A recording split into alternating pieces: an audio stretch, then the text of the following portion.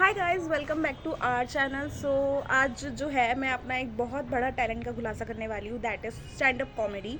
और मैं first time अपने चैनल पे ये वीडियो डाल रही हूँ। मैं जितनी भी वीडियो डाल सकती हूँ, मुझे आप जानते होंगे, वेट लॉस के लिए और ब्रॉन फ्रैक्चर रिकवरी के मैं अपनी वीडियो डाल चुकी हूँ। लेकिन my third topic is stand up comedy. मैं इसमें प्रो नहीं हूँ, बट मैंने कुछ वीडियोज़ देखे हैं जिनके बेसिस पे मैं कुछ ट्राई करी हूँ, क्योंकि मेरे अंदर वो टैलेंट है कि जिस बेस पे मैं वो चीज़ें कर सकती हूँ। So let's get started with me. I hope you enjoy my video. ये ज़्यादा लंबा नहीं होने वाला है, ज़्यादा इसको ना खींच के स्मॉल करके इसको उसमें लाते हैं कॉमेडी में। सो मैंने अभी तक जितना भी वर्क किया है उसका थोड़ा बहुत एक्सपीरियंस आई शेयर, क्योंकि मैं भी एक कंपनी में जॉब करती थी एंड मैं प्ले कर रही थी एचआर का रोल। सो मेरे साथ बहुत ही कॉमेडी इंसिडेंट हुआ है, वो मैं शेयर करूँगी। So as a HR, so HR का जो रोल होता है मेरे मायने में जो होता है वो बहुत ही डिफ़िकल्ट होता है। आजकल सब एचआर का मजाक उड़ाते हैं, नो वरीज़, बिकॉज मैं भी मजाक उड़ाने वाली हूँ। ये सब वीडियोस जो है वो स्पेशली फॉर एचआर के लिए होने वाली है, क्योंकि as a play I HR का जो फुल फॉर्म होता है वो होता है ह्यूमन रिसोर्स मैनेजर, एग्जीक्यूटिव, कुछ भी कह लो। लेकिन एचआर जो होता है वो बेसिकली ओनर और एम्प्लॉयज़ का जो होता है सखी संबंधी साथी होता है। उसको पता होता है कि ओनर्स क्या डिसीजन लेने वाले हैं एंड एम्प्लॉयज़ क्या डिसीजन लेने वाले हैं। लेकिन मैं आपको क्लियर कर देती हूँ, जितने भी ओनर्स होते हैं उनकी नज़र में वही एचआर होते हैं। और एचआर को वो चढ़ाते तो बहुत है कि आप एचआर हो, आपके ऊपर बहुत रिस्पॉन्सिबिलिटी है, आपके ऊपर कंपनी की रिस्पॉन्सिबिलिटी है, बट एचआर को भी कोई स्पेशल रिस्पॉन्सिबिलिटी नहीं मिलती है। ओनर उतना ही ट्रीट करता है जितना एज अदर एम्प्लॉय को ट्रीट करता है, एज एचआर को भी वैसे ही ट्रीट करता है। लेकिन हाँ, एचआर को सर पे बहुत चढ़ाया जाता है, लेकिन एचआर की धज्जियाँ भी बहुत उड़ाई जाती हैं। Specially for my according to my rules and regulation, मैं अभी तक जितनी भी कंपनीज़ में काम कर चुकी हूँ, कॉर्पोरेट्स में कर चुकी हूँ, नो मैटर व्हाट, आप अच्छा काम कर रहे हो, गलत काम कर रहे हो, हर तरह के आपको ओनर्स भी मिलेंगे, हर तरह के एम्प्लॉयज़ भी मिलेंगे। बस स्पेशली मैंने अभी तक जितना देखा है वो ये देखा है कि एम्प्लॉयज़ जो होते हैं वो उनका रियल फेस जो ओनर के सामने होता है और जो आपके सामने होता है बहुत डिफरेंट होता है। Specially for girls, they play a very role. HR के सामने या ओनर के सामने उनका एक अलग ही रूप देखने को मिलता है। एंड एचआर को बहुत चढ़ाया जाता है कि आप एचआर हो, आपको अपनी रिस्पॉन्सिबिलिटी पे फोकस करना चाहिए, आपको ध्यान रखना चाहिए एम्प्लॉयज़ क्या कर रहे हैं। बट द मेनली पार्ट कि जब किसी नौकर को नौकरी से निकाला जाता है तो ओनर उसके बारे में एक भी नहीं सोचता कि इसने मेरी कंपनी के लिए क्या किया है और क्या नहीं किया है। एज अ मेरे एक ओनर के ही फ्रेंड थे, तो मैं नई नई आई थी ऑफिस में। सो मैं इतनी कंपनीज़ में काम कर चुकी हूँ दैट आई इतनी कंपनी में काम कर चुकी हूँ कि मुझे नॉलेज हो गई है कि सामने वाला स्टार्टिंग में कैसे ट्रीट करता है और कैसे नहीं करता है। तो उन्होंने मुझे बुलाया और सिंप्लीफाई किया कि आप का कैबिन है ये, आप इस कैबिन में क्यों नहीं बैठते हो।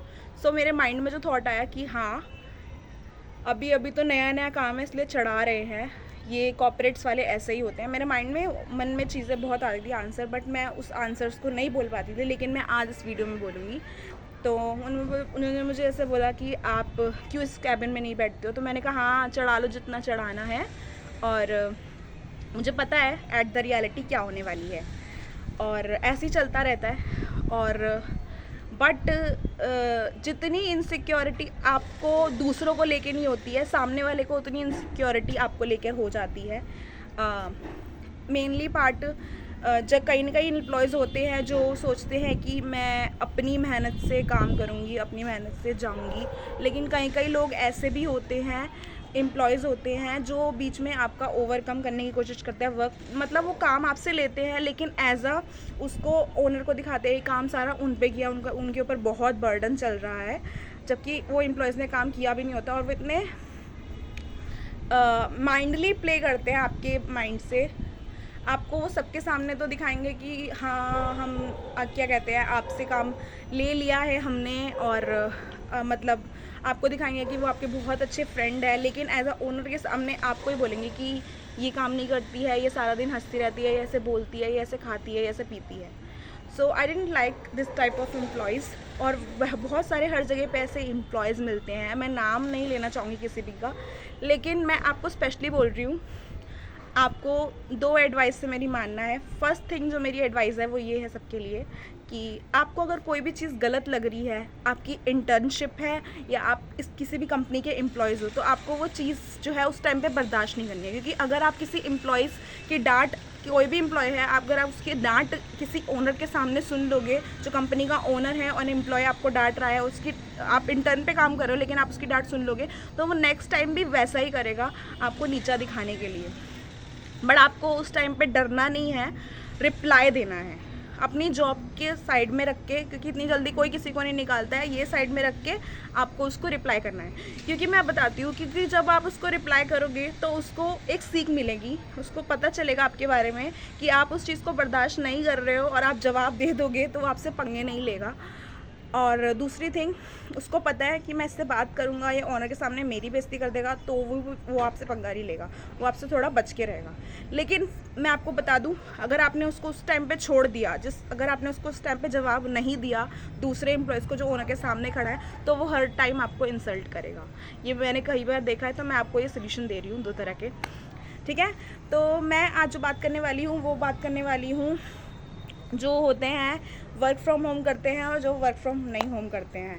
बेसिकली आप कुछ भी कह लो, वर्क फ्रॉम होम कर रहे हैं, नहीं कर रहे हैं, मैं तो सबको कहूँगी कि वो एक तरह के मजदूर हैं, एक तरह के वेजेस एम्प्लॉय है। कोई कितना भी बड़ी पोजीशन कह दे कि मैं CEO हूँ इस कंपनी का, but at the first time result यही निकलता है कि who is the owner of the company and you are the employee of this company.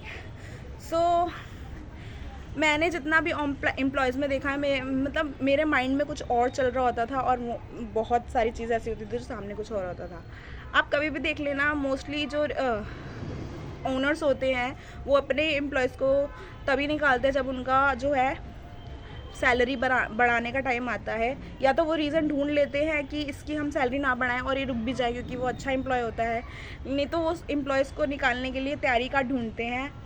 उसको 6 महीने तक काम लेंगे, अब उनको पता चलेगा इसकी इंटर्नशिप, मतलब इसका जो है हमें सैलरी बढ़ानी पड़ेगी, तो उस एम्प्लॉयज़ को ही बाय बाय टाटा बोल देते हैं। सो बी रेडी। बहुत सारी कंपनियों में ऐसा हो रहा है और ऐसा ही होता रहा है। ये टॉपिक कॉमेडी से शुरू हुआ था, स्टैंड अप कॉमेडी से कहीं और ही चला गया। So I better to be try something new for you, but मुझे लगता है मैंने एक्सपीरियंस शेयर किया है अपना, एंड ये कॉमेडी वीडियो था, मैंने कुछ और ही ले गई। So next time I will try, क्योंकि मेरे अंदर वो कॉमेडी टैलेंट है, बट वो ऐसे पंच नहीं निकल रहे हैं।